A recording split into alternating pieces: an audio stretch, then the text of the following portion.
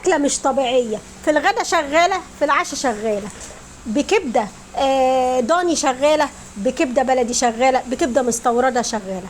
النص كيلو هيبقى كيلو، والكيلو هيبقى 2 كيلو. سمي بسم الله وصلي على رسول الله وتعالي ورايا على المطبخ. هنا عندنا نص كيلو من الكبده، تمام كده. تعالي بقى نشوف الكبده بتاعتنا اللي احنا جايبينها، هي ما كانتش لسه فكت قوي، تمام يا حبايبي كده. هي كبده عصافيري، كبده متقطعه وجاهزه اهي، انا جايباها جاهزه من بره. حطينا عليها هنا كوبايه لبن بحيث تشيل الزفاره بتاعتها. هننقعها فيها شويه ونسيبها على جنب كده قيمه ساعه ولا حاجه على بال ما نخلص حاجتنا، تمام كده حبايبي. هتكون الزفاره بتاعتها راحت والدنيا بتاعتها اتظبطت. تعالي بقى هاتي وكه، هاتي طاسه، هاتي صينيه، هاتي اي حاجه، حطي شويه زيت كده متظبطين. وممكن على فكره لو حابه تحطي حته زبده صغيره تمام، مفيش مشكله. مش حابه خلاص. انا ضفت لها ايه؟ ضفت لها حته ليا. يا سلام والله العظيم هتوديها لك في حته تانية خالص. عمرك ما هتشتري سندوتش كبده من بره تاني ابدا. هاتي بقى حته اللي هي بتاعتك كده حبيبه قلبي وشوحيها وظبطيها.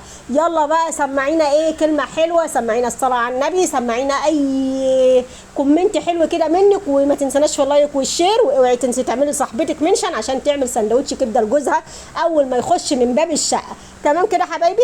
هنا الكبده بتاعتنا كانت خلاص اتنقعت زي ما انتم شايفين كده. بصوا شكلها وجمالها، ومسكناها شطفناها شطفه حلوه وخلاص على كده، وحطيناها في قلب الزيت والليه بتاعتنا.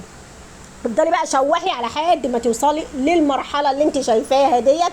بصي ولا بقى نزلت ميه مش كويسه ولا اي حاجه. هاتي هنا في النص كده معلقه من الثوم حلوه كده، المعلقه من الثوم مفروم او انت دقيها او ظبطيها، المهم ان يكون عندك معلقه من الثوم. هتشيل اي زفره، هي كده كده خلاص احنا شلنا الزفره منها في الاول، ولكن هتديها طعم حلو قوي، تمام. شويه بقى من الفلفل الاسمر، شويه من الكركم، شويه من الكمون، شويه من البهارات، توم باودر، بصل باودر.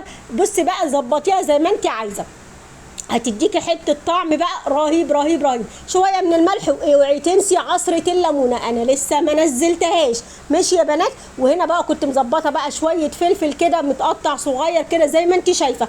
حطي الكميه اللي انت عايزاها. احنا النص كيلو بعون الله خليناه كيلو. يا لهوي ده انت قادره، يا ساتر. كيلو بحاله، كيلو بحاله والله العظيم، واكلنا وشبعنا. وكمان الكبده فيه كانت باينه قوي قوي قوي، مش هقول لك ان هي الفلفل خفاها ولا اي حاجه، لا الكبده كانت باينه وكانت كتيره بسم الله ما شاء الله، وربنا مبارك فيها. زي ما انت شفت كده عصرنا عصره الليمونه اهي، وعلشان ما حدش يقول فيها زفره، هي كده كده ما فيهاش زفر، لكن هي بتديها طعم حلو يا بنات قوي. هنا بقى وديناها تقليبه زي ما انتم شفتوا كده مع الفلفل. وتعالي بقى نعمل سندوتشات ومراكب ونعوم فيها بقى. والله يا بنات طعمها سكر. عارفين يعني ايه سكر؟ حابه بقى تضيفي كاتشب، حابه تضيفي مايونيز، حابه تضيفي اي حاجه، طحينه، براحتك خالص. انا حبيت ان انا ايه العيش ما يبوش مني، فاللي عايز يحط اي حاجه انا كنت حاطه لهم على جنب ومظبطاها لهم يعني، ماشي. وكنت مقطعه في طماطم شرايح عليها كمون وعليها ليمون وبس كده زي ما انت شايفه كده.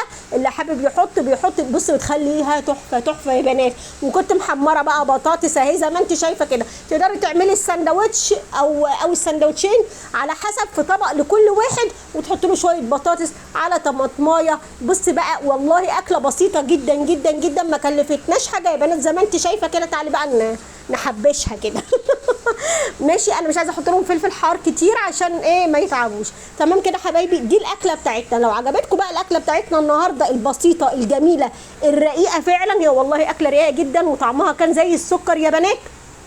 اديني بقى منشن لصحباتك ولايك وشير ودعوه حلوه.